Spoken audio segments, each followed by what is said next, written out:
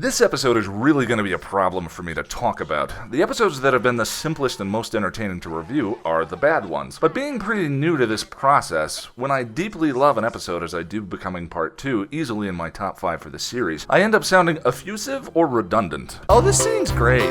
Oh, this scene is great.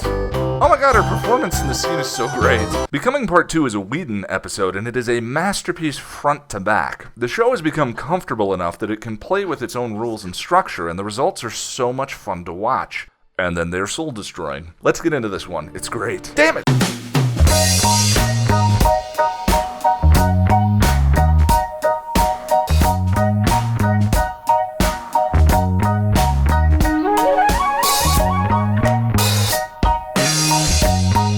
Occasionally, Buffy's powers seem to lapse for the convenience of the story, as in a cop being able to shove an impassioned Buffy towards the door. Snyder shows up and tells the cops Buffy is behind whatever happened. You stupid little troll, you have no idea. She breaks free, escapes, shows up in the hospital in an outfit utterly conspicuous for how hard it is trying to be inconspicuous. Xander finds her and brings her to a comaed Willow. There's a nice little exchange here between Xander and Cordeila. It's the most genuine affection I can remember them sharing. And Cordeila labeling herself cowardly and seeming to care about it is another subtle but significant highlight of her true character. Giles is with Angelus at the mansion, and Angelus' threat to torture Giles is so depraved and perverse. His mannerisms and intimate disclosure of his terrible desires almost make him sound horny at the opportunity to inflict pain. I love it. It's a tense and frightening performance that's hard to look away from. I'm not sure where this Angelus has been the whole season, but he's working at another level of evil with Joss Whedon feeding him lines. Buffy's mom is being interviewed by the cops from Ted, who were there when Buffy knocked over John Ritter.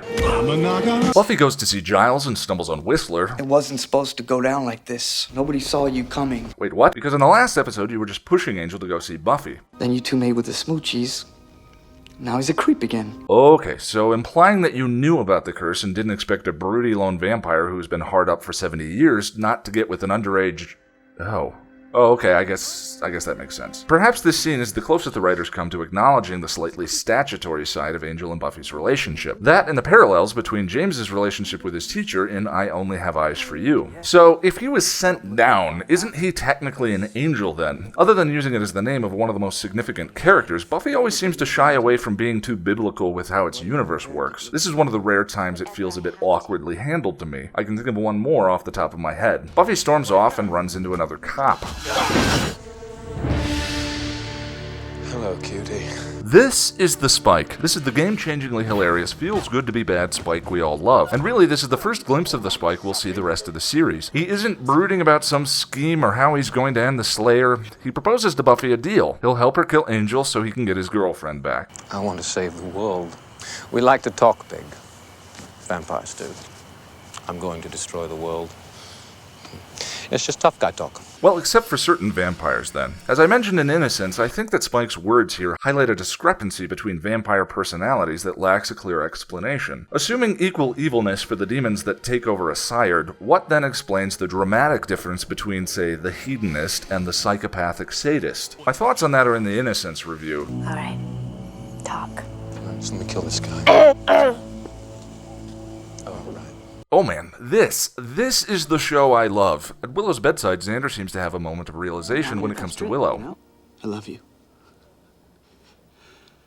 Xander's confession brings Willow back and she calls for Oz to come to her side. Joyce finds Buffy and Spike wandering the neighborhood. Buffy, terrible things have happened. What were you doing? What, your mom doesn't know? This episode just feels like Whedon is getting to play, and it's one of the things that makes the series so special. In another show, this moment would only ever occur as fan fiction. But in Buffy, now that the rules of the universe have been so firmly established, the creator of the series figures, what if we take one of the big bads and have him sit in the living room with Buffy's mom, making awkward conversation about how she once hit him in the head with an axe? Sure, why not? And all of that occurs against the backdrop of a sickening torture sequence where Buffy's father figure is being tortured by her ex-boyfriend. None of this should work, and yet it is a virtuoso performance. I'm a vampire slayer.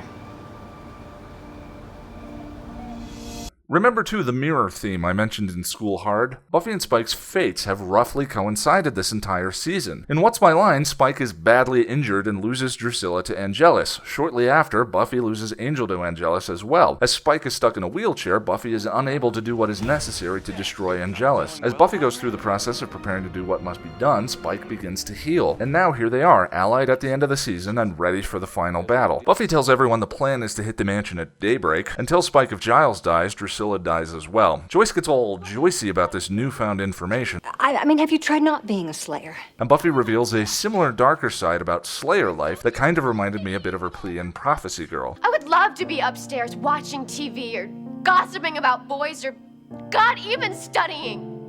But I have to save the world.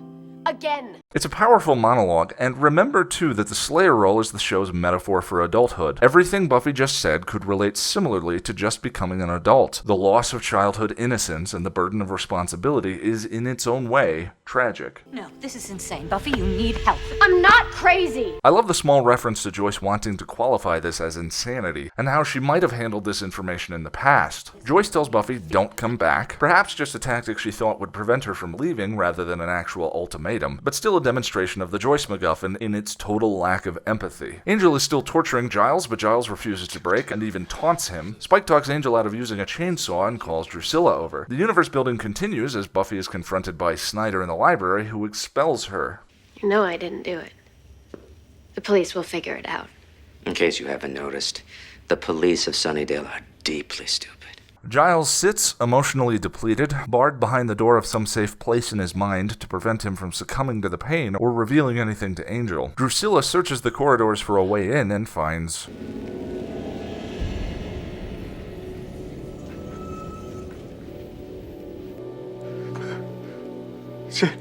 Ordinarily so stoic, we can see Giles' grief in the form of weight lifted as he sees Jenny. He tells Jenny everything. Whistler tells Buffy that if the gate to hell opens, the only thing that can close it again is Angel's blood. I can deal.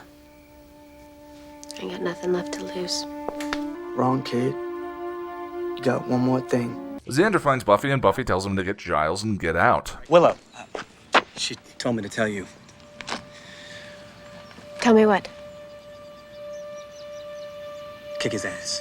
This is The Lie, a source of much contention. I spent some time Googling around fan sites and reading various takes from people on this scene, and it's shocking how much the scene is still being debated. You can probably conclude my reaction to The Lie already, so I'm not going to dwell on it. Simply, Willow has made her own decision that she wants to try the spell again. She has asked Xander to tell Buffy. Buffy trusts Xander and always expects the truth from him, especially given information that might affect her tactics in battle. And Xander decides that he knows better than either of them. Nobody knew how the battle would play out, and Xander's decision actually limited Buffy's options. Whatever his motivations for that decision, that is very simply wrong. He cannot elect himself commander. Buffy attacks, Xander gets Giles out, Spike chokes out Drusilla, another odd contradiction to the no breath, no heartbeat part of vampires. Angel pulls the sword free of Akatla, he and Buffy duel. As Willow chants the words of the curse, we see the spell suddenly begin to flow through her. Is this a good thing? Nici mort, nici alfiente. Hey, speak English. The door is now open. No hope. Take all that away, and what's left? Me. Buffy battles Angelus back to Akatla, she disarms him, knocks him to the ground, and then... Buffy.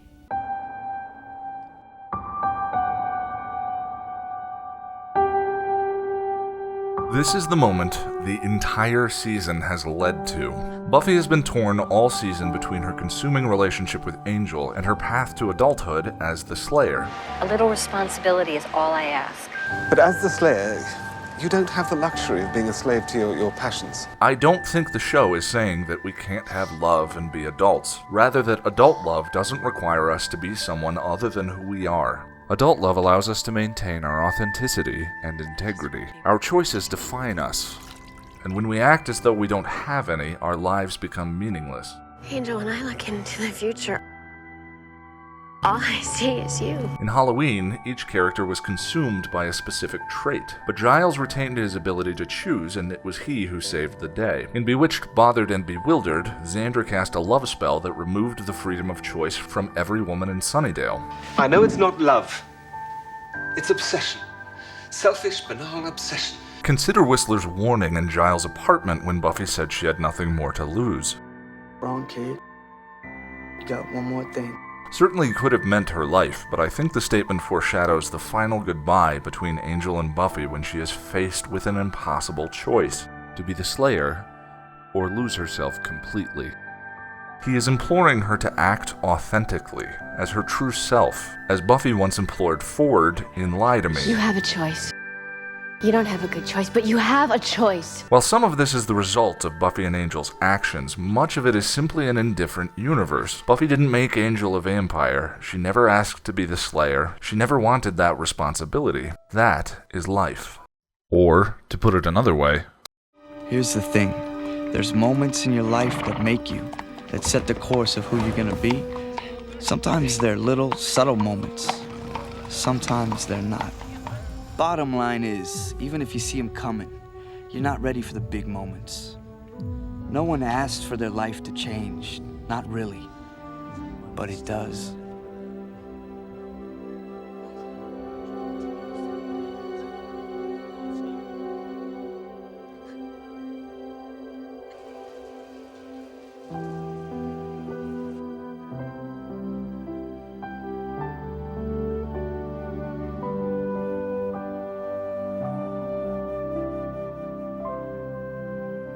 So what are we, helpless? Puppets? No. The big moments are gonna come, you can't help that. It's what you do afterwards that counts. That's when you find out who you are.